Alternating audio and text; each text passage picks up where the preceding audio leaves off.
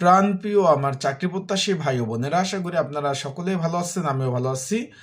Bangladesh judicial service commission সচিবালয় সকল অবগত আছেন, যেটা জেলা জজ এবং তার অধীনস্থ আদালত ট্রাইব্যুনালে নিয়োগ বিজ্ঞপ্তি প্রকাশ করেছিল অফিস সহক পদ। আগামীকাল 17 তারিখ পরীক্ষা অনুষ্ঠিত হতে যাচ্ছে ঢাকার 20টা স্কুল অ্যান্ড কলেজে। অলরেডি আপনারা এডমিট কার্ড ডাউনলোড করছেন। আগামীকাল 17 জানুয়ারি। এখন এখানে যারা পরীক্ষা দিতে যাবেন, পরীক্ষায় প্রয়োজনীয় কি কি ডকুমেন্ট, কাগজপত্র পরীক্ষা দেওয়ার জন্য যেহেতু আসবেন, যেহেতু বিভিন্ন জেলা থেকে আসবেন, কেউ খুলনা, কেউ সিলেট, কেউ চট্টগ্রাম, কেউ ময়মনসিংহ, কেউ রংপুর, কেউ দিনাজপুর, কেউ বরিশাল ইত্যাদি ইত্যাদি জেলা থেকে আসবেন। সেক্ষেত্রে প্রয়োজনীয় কি কি ডকুমেন্ট, কাগজপত্র আপনারা নিয়ে আসবেন সেই বিষয় নিয়ে আলোচনা করব। এবং আবেদন কেমন পড়েছে, এখানে একটা পদের জন্য আপনারা কতজন লড়বেন, আবেদন কেমন পড়েছে সেই বিষয় নিয়ে আলোচনা করব। আর কি বিষয়ে পড়াশোনা করবেন, যেহেতু শেষ সময়, পড়াশোনা কিভাবে করবেন, ঢাকাতে যাবেন, কি কি ডকুমেন্ট নিয়ে যাবেন, বিস্তারিত A to Z আলোচনা করার চেষ্টা করব। তাই ইনশাল্লাহ ভিডিওটা শুরু থেকে শেষ পর্যন্ত দেখার চেষ্টা করবেন। বিস্তারিত বিষয় আজকের এই ভিডিওর মাধ্যমে আপনারা জানতে পারবেন। তাই চলুন ভিডিওটা শুরু করে দেই। তার আগে বলে দিই, আপনারা যারা আমার ইউটিউব চ্যানেলে নতুন, তারা অবশ্যই আমার ইউটিউব চ্যানেলটা সাবস্ক্রাইব করে রাখবেন, আর অবশ্যই লাইক বাটন ক্লিক করে রাখবেন। আর কে কোন জেলা থেকে পরীক্ষা দিতে আসবেন অবশ্যই কমেন্টস করে জানাবেন। এখন এখানে ভাই পরীক্ষা আগামী 17 জানুয়ারি সকাল 10টা থেকে 10টা 35 মিনিট, মানে শুধুমাত্র 35 মিনিট পরীক্ষা অনুষ্ঠিত হবে। MCQ পরীক্ষা হবে। 4টা অপশন থাকবে, একটা আপনাদের দাগাতে হবে। আবারও বলতেছি, 4টা অপশন থাকবে, একটা অপশন আপনার দাগাতে হবে। আশা করি বিষয়টা বুঝতে পারছেন। এখন এখানে যেহেতু MCQ পরীক্ষা হবে, কি কি ডকুমেন্ট নিয়ে আসবেন, যেহেতু আপনারা দূর দূরান্ত থেকে আসবেন। এখন প্রথমে আপনার মেন জিনিস, এডমিট কার্ডটা আনবেন ভাই। এডমিট কার্ড কোনটা, যেটা ডাউনলোড করছেন সেই এডমিট কার্ডটা সাদা কালো হলে চলবে না, এটা প্রিন্ট কালারের, অবশ্যই রঙিন প্রিন্ট। আবারও বলতেছি, অবশ্যই রঙিন প্রিন্ট কালারের আপনারা কিন্তু এডমিট কার্ডটা অবশ্যই অবশ্যই আনবেন। বিষয়টা বুঝছেন? আর আনবেন দুইটা কালো, মানে লাল কলম আবার আইনেন না, ঠিক আছে? দুইটা কালো, মানে দাগ পরে যেমন কালো কালির, ঠিক আছে, কলম নিয়ে আসবেন, দুইটা আনবেন। তাহলে আমরা পেলাম কি, প্রথমে আপনারা আনবেন হলো এডমিট কার্ড, আর সাথে এটা এডমিট কার্ড রঙিন, সাদা কালো হলে চলবে না, দুইটা কলম। তার সাথে আপনার জাতীয় পরিচয়পত্র অবশ্যই সঙ্গে আনতে হবে। অবশ্যই বলছে কি, সেটা মানে অতি গুরুত্বপূর্ণ বিষয়।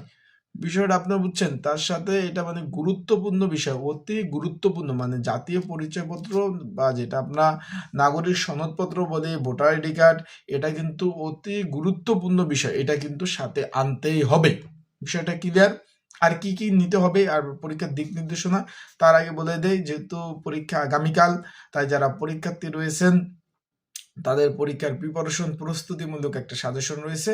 যদি আপনাদের প্রয়োজন হয়ে থাকে, স্ক্রিনের উপর হোয়াটসঅ্যাপ নাম্বার রয়েছে, ডিসক্রিপশন বক্সে নাম্বার রয়েছে, পিন কমেন্টে নাম্বার রয়েছে, এই নাম্বারে মেসেজ করে যোগাযোগ করে আপনারা কিন্তু সাজেশনগুলো নিয়ে পড়তে পারবেন। তাই যাদের প্রয়োজন আছে হোয়াটসঅ্যাপে মেসেজ দিয়ে যোগাযোগ করে সাজেশনগুলো কিন্তু অবশ্যই অবশ্যই আপনারা নিয়ে পড়তে পারবেন। আশা করি বিষয়টা আপনারা বুঝতে পেরেছেন। এখন আমরা চলে গেলাম কি কি ডকুমেন্ট, এই ডকুমেন্টগুলো নিয়ে গেলে হবে। আর একটা বিষয় আপনাদের একটু বলে দেই আমি, এটা কিন্তু গুরুত্বপূর্ণ বিষয়, যে তারা এডমিট কার্ডে সুন্দরভাবে লিখে দিয়েছে MCQ পরীক্ষা লিখিত ব্যবহারিক ক্ষেত্রে কিন্তু এই এডমিট কার্ডটা প্রয়োজন হবে। সেই ক্ষেত্রে আপনারা অনেক সময় কিন্তু এডমিট কার্ডগুলো হারিয়ে ফেলেন। আপনারা অন্তত 5টা কপি বা 4টা কপি প্রিন্ট কপি করে রাখবেন, কারণ জয়েন্টের সময়, মৌখিক পরীক্ষার সময় এই এই একই এডমিট কার্ড দ্বারা কিন্তু আপনাদের পরীক্ষা দিতে হবে। নতুনভাবে কোনো এডমিট কার্ড আপনাদের সরবরাহ করবে না কর্তৃপক্ষ। সেই ক্ষেত্রে বিষয়টা আশা করি বুঝতে পারছেন। তারপর পরীক্ষা শুরু হওয়ার 30 মিনিট পূর্বে পরীক্ষার হলে পৌঁছাতে হবে, এবং পরীক্ষা শুরু হওয়ার পরে কোনো ক্যান্ডিডেট কিন্তু পরীক্ষার হলে প্রবেশ করতে পারবেন না। আপনারা সকলে জানেন ঢাকার বর্তমান পরিস্থিতি, জ্যামজট প্রচুর, বিভিন্ন, যেহেতু সামনে নির্বাচন, প্রচুর জ্যামজট থাকে। 2 নাম্বার পয়েন্ট হলো বিভিন্ন মানে হরতাল তো হয় না, বিভিন্ন কর্মসূচি, দাবি আদায় নিয়ে বিভিন্ন সময় জ্যাম জট ইত্যাদি ইত্যাদি প্রবলেম থাকে। সেই ক্ষেত্রে অনেক সময় আধা ঘন্টার পথ 3 ঘন্টাও যাওয়া যায় না।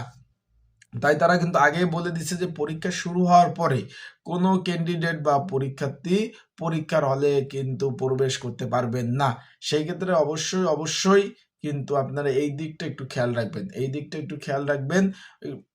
মানে পর্যাপ্ত পরিমাণ সময় নিয়ে আপনারা কিন্তু বাসা থেকে বের হবেন।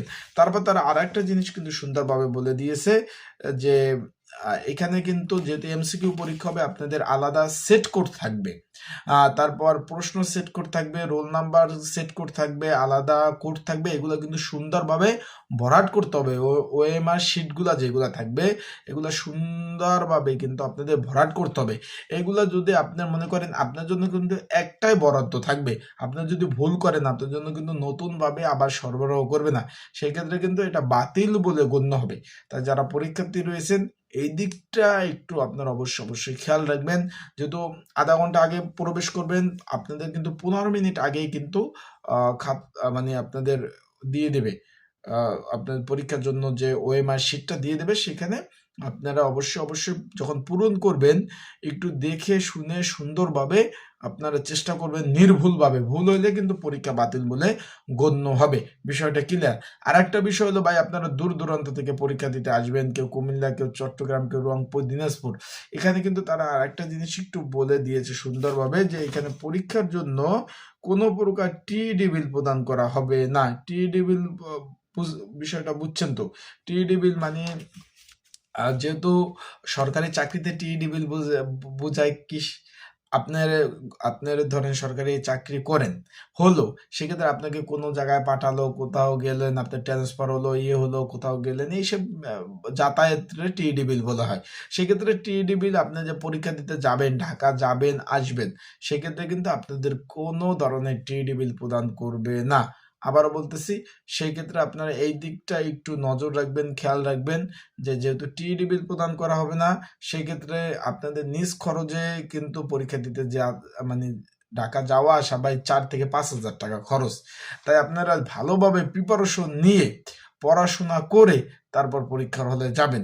আশা করি বিষয়টা আপনারা বুঝতে পারছেন। তাই আজকের ভিডিওটা এই পর্যন্ত। ইনশাল্লাহ নতুন ভিডিও নতুন তথ্য নিয়ে আসব। সেই পর্যন্ত সকলে ভালো থাকবেন, সুস্থ থাকবেন।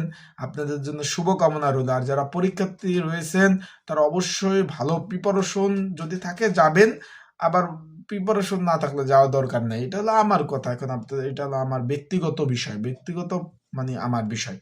বিষয়টা বুঝছেন? আশা করি বিষয়টা বুঝতে পারছেন। আপনারা অবশ্যই শিক্ষিত মানুষ, অবশ্যই পড়াশোনা করে তারপর যাবেন। আবারও বারবার কিন্তু এই কথাই আমি বলতেছি, কারণ এখানে আবেদন পড়ছে 63,492 জন, 401 পদের বিপরীতে, যা একটা পদের বিপরীতে 158 প্লাস প্রায় 160 জন লোক কিন্তু পরীক্ষা দিবে। সেক্ষেত্রে এখানে কিন্তু ভাই মানে গেলেন, পড়াশোনা করলেন না, পাশ করে চলে আসবেন, মামু বাড়ি আবদার, না, তা কিন্তু না। ঠিক আছে? বিষয়টা আশা করি বুঝতে পারছেন। তা ভালো থাকুন, সুস্থ থাকুন। আসসালামু আলাইকুম।